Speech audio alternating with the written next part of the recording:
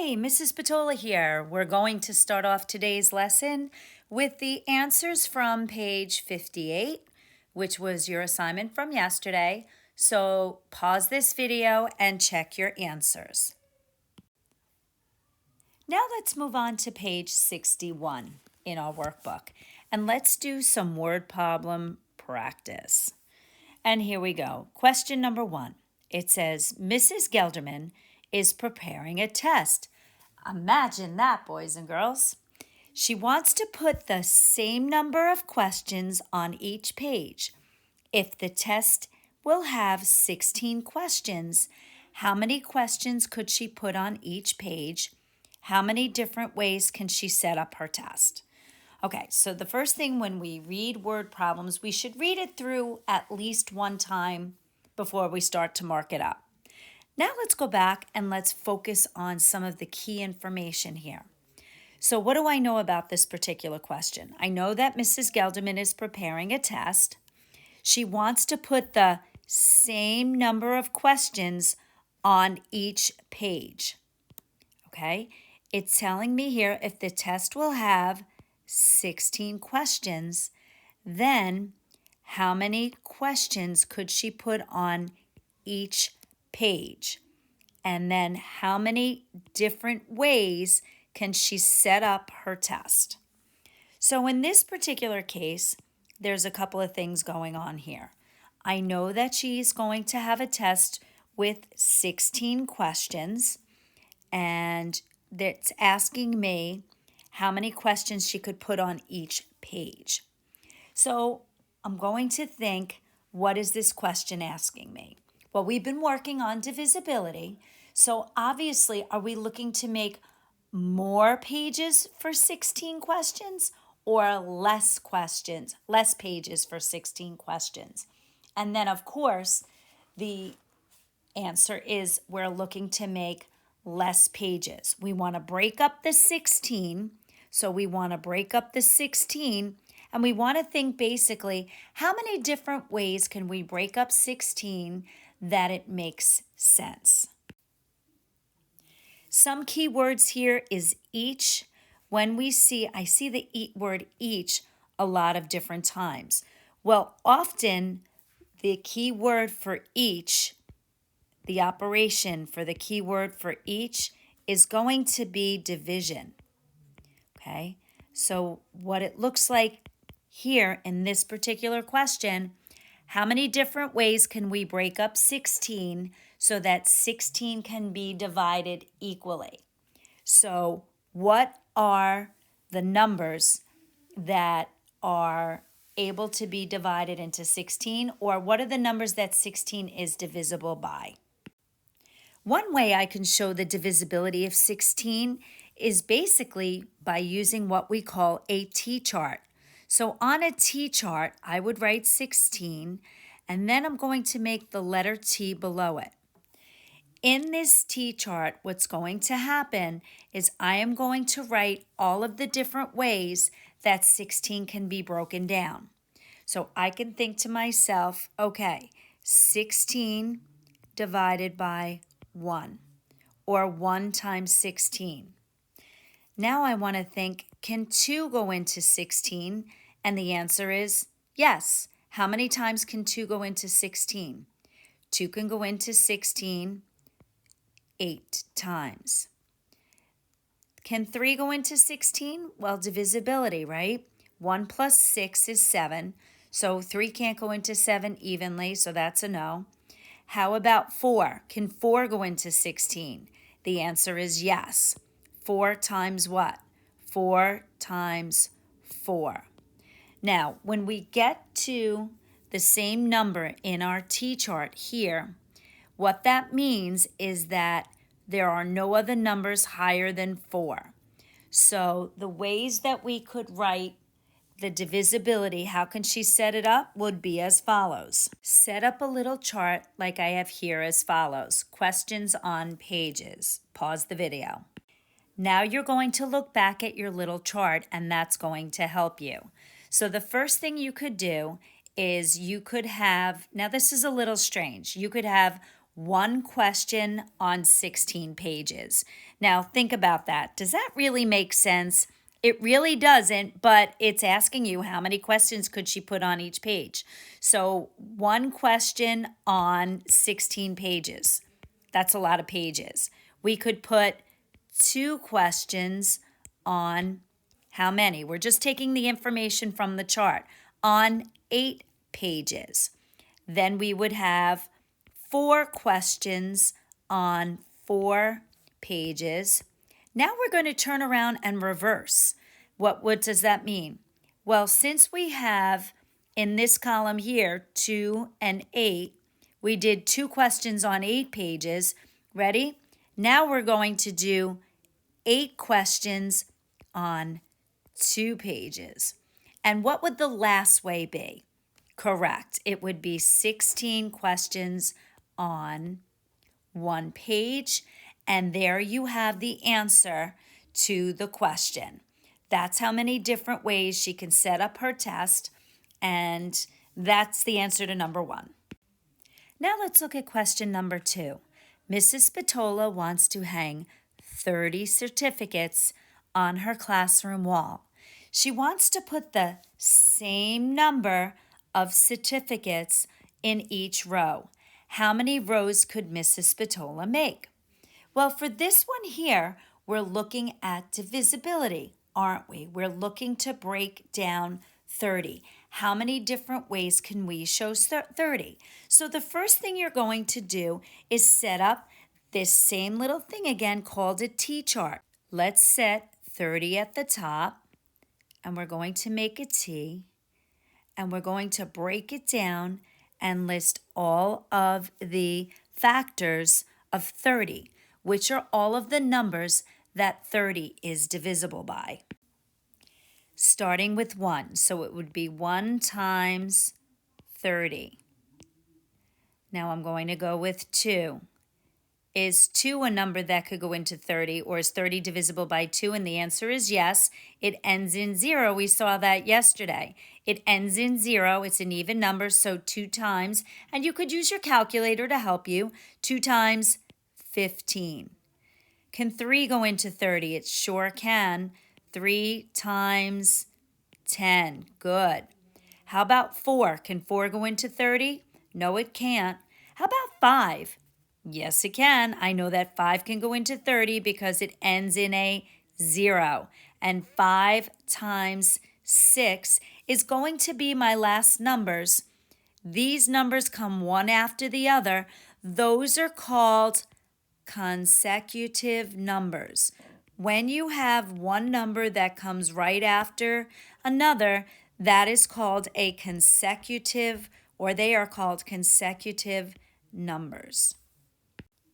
Now let's see how we could organize the information. Set up your new organization chart like this. Certificates in rows. Write that down, pause the video. Now we can just go through our T-chart and start listing it. We can put 1 certificate in 30 rows. That's a lot, right? That seems to be quite a bit. Next we can do, and we're just listing everything from our T-chart. We can put 2 certificates in 15 rows, right? We can put 3 certificates in 10 rows. We can put 5 certificates in 6 rows. Now what we want to do is go back and turn the chart the other way. I ran out of room, so I'm going to move it to the side. If you need to pause the video and relabel, go ahead. Now I'm just going to reverse the order. So it's going to be now 6 certificates in 5 rows. It's going to be 10 certificates in 3 rows. Then it's going to be 15 certificates in 2 rows, and lastly, 30 certificates in 1 row. And there you have it. Using the format from questions number 1 and 2, now try number 3 on your own. please pause the video and try it on your own. So for number 3, here's a bit of a clue. At a summer picnic, 24 children will participate in a relay race. Each team must be the same size. Okay, how many children could be on each team? Well, I started off with a T-chart, so I did break down the number 24, and what I did was I showed here all of the factors or all of the numbers that 24 is divisible by. So it's 1 times 24, 2 times 12, 3 times 8, 4 times 6. Now what I'm going to do is make up a little chart that has how many children on each team. Now what you're going to do is set up your chart, pause the video, and try to do it on your own. If we break it down with children on each team, it starts out like this. One child on 24 teams, that's a lot.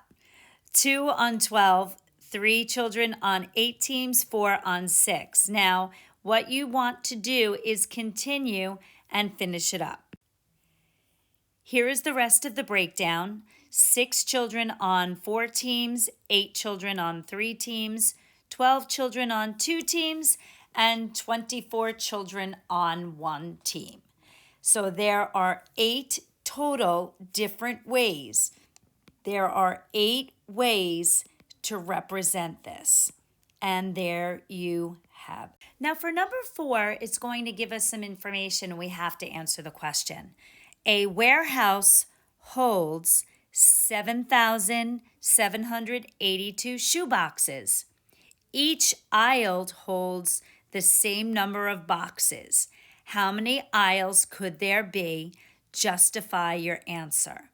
So here they're giving us a choice, and it's telling us that each aisle holds the same number of boxes.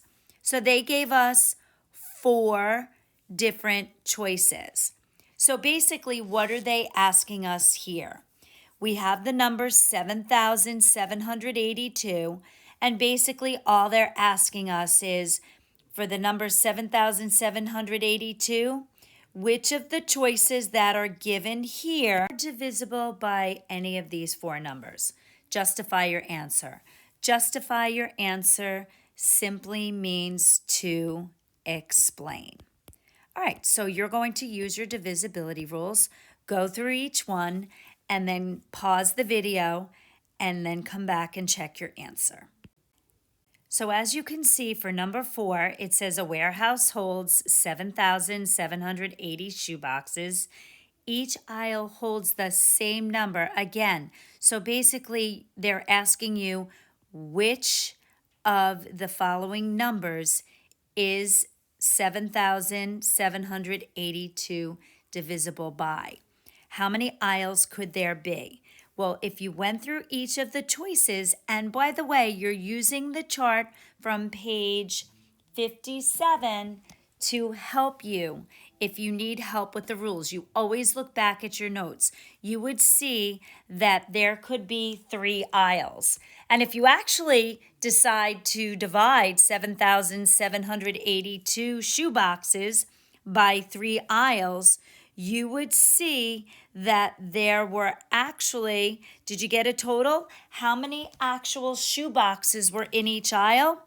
That number would turn out to be, and I will zoom it in, actually 2,594 shoeboxes in each aisle. So there you have it. That's how many times that 3 can go actually into 7,782. Sometimes you will be asked questions where you have to fill in the missing digit to make a complete number divisible by a certain number. So if you were to use your chart on page 57, that would help you to answer the next 2 questions. Question number 5 reads as follows. It says, fill in the missing digit to make the complete number divisible by 3. So if I take a look here, I see that the number that they're giving us is 2,500 and something 4. So your job for this particular question is to find one of there are actually 3 different choices. Which numbers can you put in here so that this entire number is divisible by 3? Use the chart on page 57 to help you. Now remember, the divisibility rule of 3 is the sum of the digits must be divisible by 3. Pause the video and give it a shot. Well, when I start this problem, I add the sum of the digits together.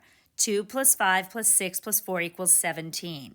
So I know that this total number here must be divisible by 3, the sum of the digits. So what I have to do is figure out, okay, I'm at 17.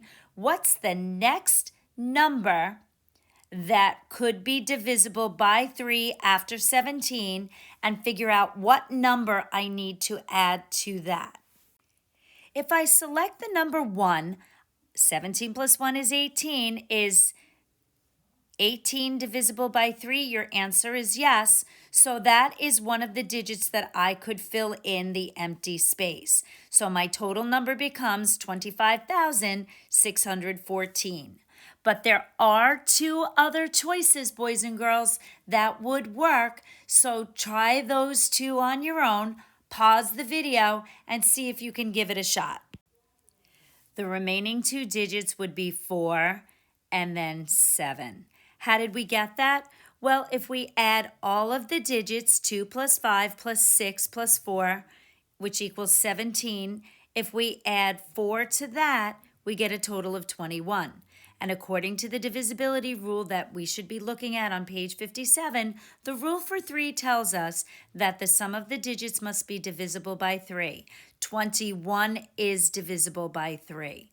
And lastly, the other last missing digit would be 7, because 17 plus 7 is equal to 24, and 24 is divisible by 3. Let's look at the last one. Question number 6. Fill in the missing digit to make the complete number divisible by 5. That should be a lot easier than number 5 was. So try that one on your own. Pause the video. And if you did number 6 correctly, you would have come up with an answer of 0 or 5. And the explanation is a number is divisible by 5 if it ends in 0 or 5. Great job on the word problems.